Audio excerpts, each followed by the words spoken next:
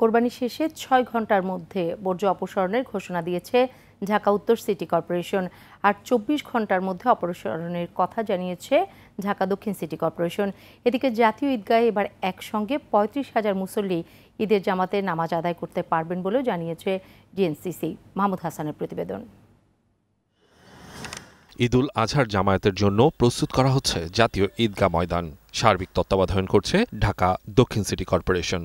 ঈদগাহ মাঠের প্রস্তুতি পরিদর্শনে আসেন মেয়র ব্যারিস্টার শেখ ফজলে নূর তাপস। এ সময় মেয়র বলেন, ধর্ম মন্ত্রণালয়ের সঙ্গে সমন্বয় করে সকাল 7:30টায় প্রধান জামাত হতে পারে। নারীদের জন্য ঈদের জামাতের ব্যবস্থা থাকবে।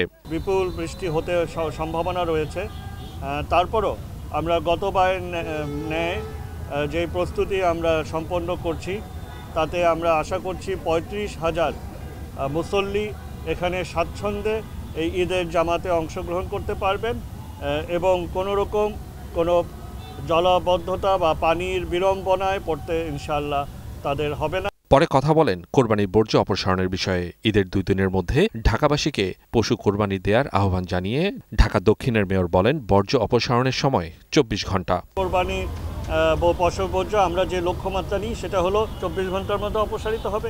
পরের দিন যেটা সৃষ্টি হবে সেটাও 24 ঘন্টার মধ্যে অপসারিত হবে।